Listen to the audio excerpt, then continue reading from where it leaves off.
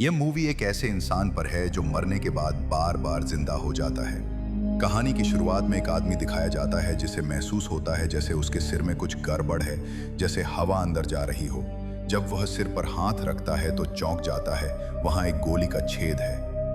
हकीकत यह थी कि कुछ देर पहले ही उसे किसी ने सिर में गोली मार दी थी। ये आदमी था जैमी। हैरानी की बात यह थी कि वह अब भी जिंदा था और मुर्दा घर में लेटा हुआ उठ बैठा था। उसी समय मुर्दा घर का डॉक्टर अंदर आया। जैसे ही उसने देखा कि लाश खड़ी हो गई है, वो डर के मारे उल्टी करने लगा और सीधा बेहोश हो गया। जैमी को कुछ समझ नहीं आ रहा था। उसने डॉक्टर का फोन उठाया, उसका फिंगरप्रिंट लगाकर अनलॉक किया और जल्दी से अपनी पत्नी को कॉल किया, उसे बताने के लिए कि वह अभी जिंदा है। मगर जैसे ही फोन उठा, उधर से एक अजनबी आदमी की आवाज आई। जैमी का दिमाग झंझना उठा। मैं अभी अभी मरा था और बीवी ने इतनी जल्दी किसी और को अपना लिया। उसे एकदम समझ आ गया कि उसकी मौत यूं ही नहीं हुई, इसमें उसकी बीवी और वो नया मर्द दोनों शामिल है। उसने डॉक्टर को एक जोरदार थप्पड़ मारा जिससे वो होश में आ गया। फिर उसे धमकाया कि अगर वो किसी को यह बात बताई तो अंजाम बुरा होगा। इसके बाद जैमी गुस्से में फंकारता हुआ घर की ओर निकल पड़ा। घर पहुंचते ही सबसे पहले उसने अपनी पत्नी को बाथरूम में बंद किया और उस आदमी को ढूंढ निकाला जिसके साथ वो मिली हुई थी। फिर क्या, उस पर ताबड़तोड़ हमला कर दिया, धुलाई कर दी। इतने में बीवी भी बाथरूम से बाहर निकल आई और पीछे से जैमी पर हमला कर दिया। जैमी का गुस्सा सातवें आसमान पर था। उसने पास की शेर से एक भारी सजावटी चीज उठाई और उस आदमी को मारने ही वाला था कि अचानक रुक गया। उसी पल उसकी बीवी ने चाकू निकाला और जैमी को पेट में घोंप दिया। जैमी जमीन पर गिरा, खून बहता रहा। वो रेंगता हुआ दरवाजे तक पहुंचने की कोशिश कर रहा था कि वो आदमी भी सामने आया और एक और वार कर दिया। दोनों ने मिलकर जैमी की लाश को उठाया और शहर के बाहर सुनसान इलाके में फेंक दिया। लेकिन कहानी यहीं खत्म नहीं हुई। कुछ घंटों बाद जैमी फिर से जिंदा हो गया। उसे खुद समझ नहीं आ रहा था कि आखिर उसके साथ क्या हो रहा। इसलिए उसे डॉक्टर से पूछने के लिए वापस मुर्दा घर भागना पड़ा। डॉक्टर ने सोचा कि भाई जैमी एक चमत्कार है और अगर वह इसे टिकटॉक पर अपलोड करता है तो निश्चित रूप से वायरल हो जाएगा। भाई जैमी ने यह सुनकर चिंता में पड़ गए और कहा, क्या तुम मुझे मारने की कोशिश कर रहे हो? क्योंकि पुलिस उसको पकड़कर उस पर शोध करेंगे। जैमी ने डॉक्टर से मदद मांगी।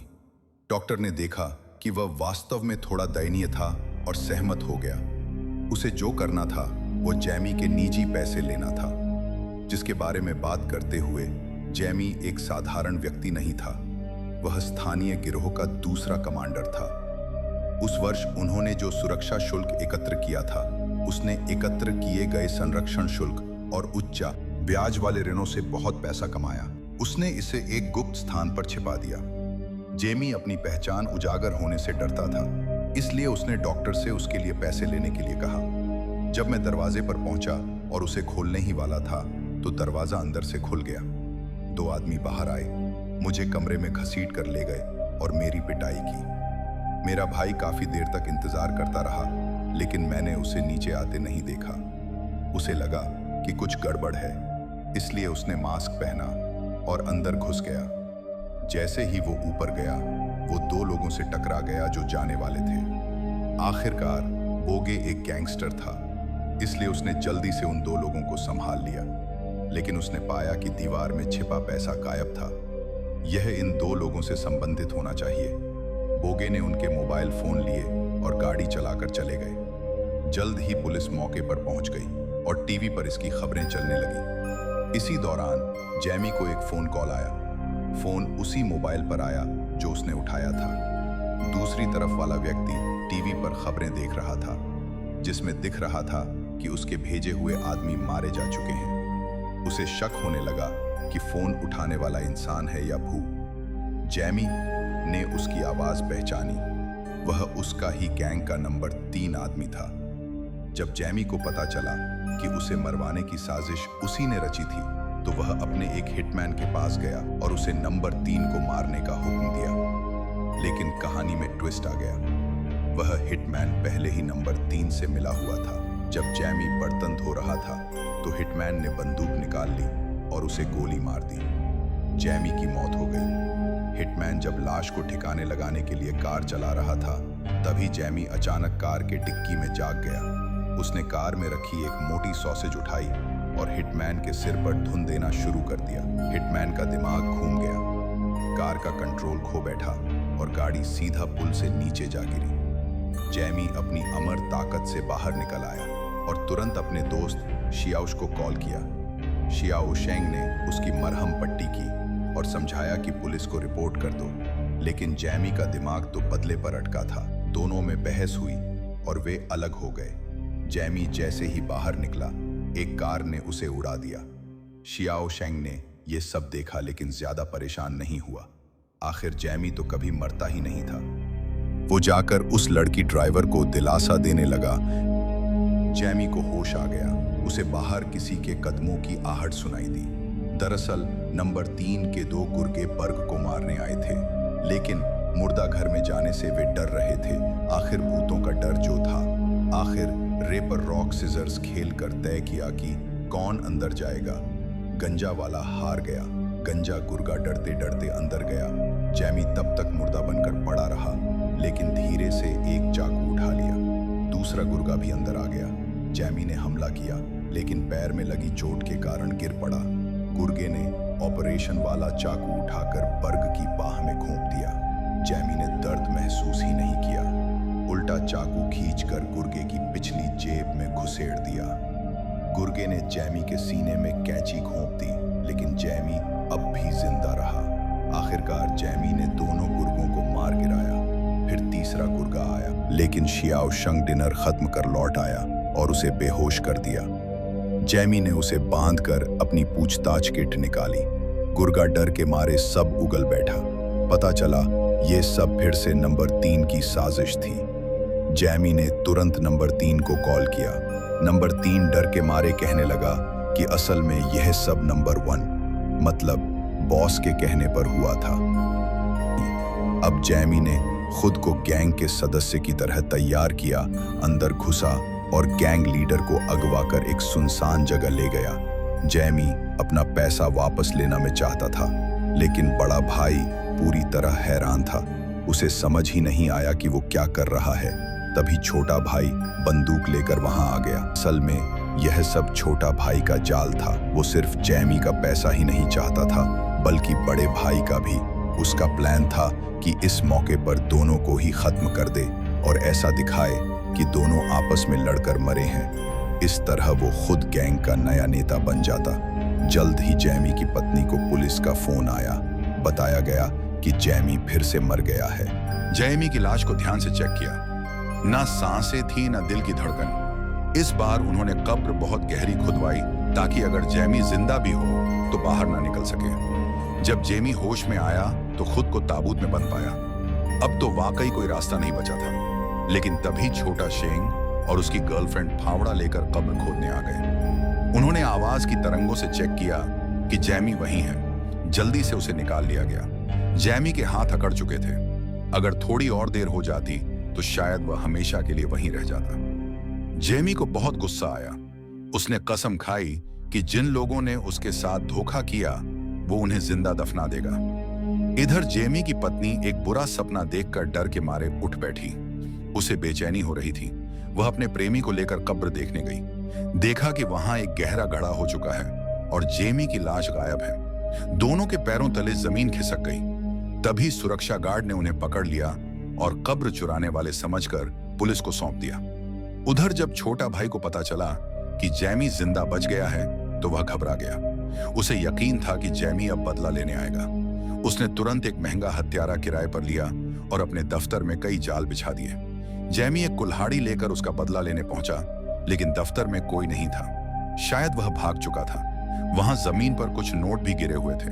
जैमी को लगा चलो खाली हाथ नहीं जाना पड़ा, लेकिन जैसे ही उसने पैसे छुए एक जाल सक्रिय हो गया। फिर भी जैमी तो अमर है। जल्दी ही उठकर फिर से तैयार हो गया। उसने सोचा कि छोटा भाई वापस जरूर आएगा और वह वहीं उसका इंतजार करने लगा। उसने सोच लिया कि उसे कैसे मारना सबसे ज्यादा दर्दनाक होगा। उसने अलग अलग तरीकों से खुद पर प्रयोग किया। फांसी लगाई, कुल्हाड़ी से गर्दन पर वार किया, लेकिन सब में कुछ ना कुछ कमी थी। फिर सोचा शिकार की बंदूक से सिर उड़ाना कैसा रहेगा, लेकिन यह जोखिम भरा था। अगर मर गया तो उसी समय उसने मेज पर एक तस्वीर देखी जिसमें वह खुद और छोटा शेंग थे। साथ ही पेशेवर हत्यारे की तस्वीर भी रखी थी। उसे समझ आ गया कि छोटा भाई अब छोटा शेंग को भी मारना चाहता है। वह तुरंत छोटा शेंग को चेतावनी देने भागा, लेकिन जैसे ही पहुंचा हत्यारे ने गोली चला दी और जेमी फिर से मर गया। छोटा शेंग चौंक गया। तभी वह खुद स्नाइपर की नजर में आ गया, लेकिन सौभाग्य से जेमी ने उसे ढक लिया और गोली अपने ऊपर ले ली। इससे हत्यारा घबरा गया और सब लोग मौका देखकर भाग निकले। जेमी ने अपनी अमरता का फायदा उठाते हुए सबको बचाया, लेकिन अब हत्यारे को समझ आ गया कि जेमी को मारना इतना आसान नहीं है। उसने तुरंत एक ब्रेड स्नाइपर राइफल निकाल ली और उसे गोली मार दी। जेमी फिर से जा गया। वो पूरी तरह सफेद कमरे में पाता है। उसे लगता है कि वह शायद स्वर्ग पहुंच गया है।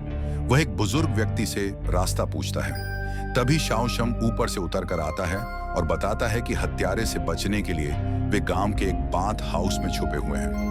रात को सब लोग पार्टी करते हैं ताकि जेमी के जागने का जश्न मना सके, लेकिन तभी हत्यारा वहां भी आ जाता है और उन पर अंधाधुंध गोलियां बरसाता है जब हत्यारा गोली बदल रहा होता है। जेमी सबको पीछे के दरवाजे से भागने को कहता है और खुद हत्यारे को जंगल की ओर ले जाता है ताकि आखिरी लड़ाई लड़ी जा सके। हत्यारे की निशानेबाजी बहुत सटीक होती है। जेमी जल्दी ही गोली लगने से गिर पड़ता है। हत्यारा जानता है कि जेमी को मारना आसान नहीं, इसलिए वह नजदीक जाकर पूरी मैगजीन खाली कर देता है, लेकिन जेमी बहुत जल्दी जीवित होता जा रहा है। हत्यारा गोली फिर से भरता, जेमी फिर खड़ा होकर पलटवार कर देता, पर हत्यारा बहुत ही ताकतवर होता है। कुछ ही समय में वह जेमी को दोबारा गिरा देता है। जेमी उससे मुकाबला नहीं कर पाता और भागने लगता है। आगे रास्ता नहीं होता। तभी हत्यारा फिर से गोली चलाता है और जेमी नीचे झील में गिर जाता है। आधी रात को एक छोटी बच्ची पेशाब करने के लिए नदी किनारे आती है और जेमी की लाश को देखती है। बच्चा उसे अपने टेंट में रात भर ठहरने देता है। सुबह जब जेमी जाने की तैयारी करता है तो बच्चे का पिता उसे चेतावनी देता है कि जंगल में बहुत सारे शिकारियों के फंदे लगे हुए हैं। वह एक नक्शा देता है ताकि वह सुरक्षित रास्ते से जाए। तभी वह देखता है कि रास्ते में एक टुकड़ा मांस रखा है। वह जान जाता है कि यह किसी फंदे का हिस्सा है, इसलिए वह दूसरा रास्ता पकड़ता है, लेकिन फिर भी एक गढ़ में गिर जाता है। लकड़ी की धारदार कीलों से उसका सिर बाल बचता है। जेमी सोचता है कि यह फंदा तो बड़ा खराब है, लेकिन जैसे ही वह ऊपर देखता है उसे पता चलता है कि कीले तो सीधा निशाने पर लगी है। वह उस घड़े में कई बार मरा और दोबारा जिंदा हुआ, लेकिन बाहर नहीं निकल पाया। आखिरकार एक शिकारी आया और उसे बाहर निकाला। शिकारी उसे अपने घर ले जाकर ऑपरेशन करने की तैयारी करता है, लेकिन जेमी बार समझाता है कि वह ठीक है। अंत में वह एक नृत्य करता है और तब जाकर शिकारी उसे छोड़ता है। उधर शाओ शेंग और बाकी लोग गांव वालों के घर में छुपे होते हैं। वे सोचते हैं कि हत्यारा अब उन्हें नहीं ढूंढ पाएगा, लेकिन वह फिर आ जाता है। जब सब उम्मीद छोड़ चुके होते हैं, जेमी एक शिकार की बंदूक लेकर आ जाता है। जैसे ही सब एक दूसरे को गले लगाते हैं, हत्यारा फिर से उठ खड़ा होता है। असल में उसने बुलेट प्रूफ जैकेट पहनी थी और शिकार की बंदूक की गोली असर नहीं कर पाई। जेमी हत्यारे को जंगल की ओर खींच ले जाता है। दोनों में जबरदस्त पीछा-पाछी होती है। अंत में जेमी थक जाता है और पलटकर मुकाबले की तैयारी करता है। जेमी अपनी अमर आवाज के साथ हत्यारे को उकसाता है। हत्यारा गुस्से में आकर आगे बढ़ता है, लेकिन तभी वह बोरगे के लगाए हुए जाल में फंस जाता है। जेमी मौके का फायदा उठाकर जाकर उसे जोर की एक लात मारता है। जेमी ने आखिरकार हत्यारे को मार गिराया, लेकिन खुद भी बहुत बुरी तरह घायल हो गया। वह लगातार बेहोश रहा और उसका खून बहता ही रहा, मानो उसने अपनी अमृता की शक्ति खो दी हो। सभी लोग जल्दी से उसे एक निजी क्लिनिक ले गए। जेमी की सर्जरी अभी आधी ही हुई थी कि उसी क्लिनिक में लाओसान नाम का व्यक्ति भी एक कार दुर्घटना के बाद गंभीर रूप से घायल होकर लाया गया। उसे जान बचाने के लिए तुरंत खून चढ़ाने की जरूरत थी, लेकिन क्लिनिक में कोई ब्लड बैंक नहीं था, इसलिए डॉक्टर ने जल्दबाजी में जेमी का खून लाओसान को चढ़ा दिया। आधी रात को जब जेमी की आंख खुली तो उसने देखा कि बगल के बेड पर उसका दुश्मन लाओसान है। वह उसे मारने ही वाला था कि लाओसान भी जाग गया। फिर दोनों के बीच जबरदस्त लड़ाई शुरू हो गई। आखिरकार जेमी ने जीत हासिल की और लाओसान को मार गिराया। जेमी को लगा कि उसने अपना बदला ले लिया, लेकिन अगले ही पल लाओसान फिर से जिंदा हो गया। दरअसल जैमी का खून चढ़ने की वजह से लाओसान को अमृता की शक्ति मिल गई। अब लाओसान पूरी तरह पागल हो गया। उसने जैमी को बेरहमी से पीटा और मारने ही वाला था कि तभी बाकी लोग हथियार लेकर अंदर आ गए। लाओसान को कोई डर नहीं था, लेकिन तभी उसका एक बेवकूफ साथी जो भाई को चोट लगती देख नहीं सकता था, एक बम लेकर अंदर आ गया। लाओसा ने उसे कहा, ध्यान से पकड़ना, कहीं गिरा मत देना। लेकिन वह आदमी छींक मार बैठा और बम नीचे गिर गया। सभी लोग इधर उधर भाग गए, लेकिन जब सब ने पीछे मुड़कर देखा तो पता चला कि बम नकली था। फिर लाओसान ने अमृता की ताकत के बल पर इलाके के सभी माफिया सरदारों को खत्म कर दिया और खुद एक बहुत बड़ा डॉन बन गया। लेकिन जैमी ने अभी भी बदला लेना नहीं छोड़ा। वह चुपचाप लाओसान के घर के बाहर पहुंचा और दरवाजा तोड़ने ही वाला था कि पुलिस ने उसे पकड़ लिया। असल में पुलिस पहले से ही इन सब पर निगाह रखे हुए थी।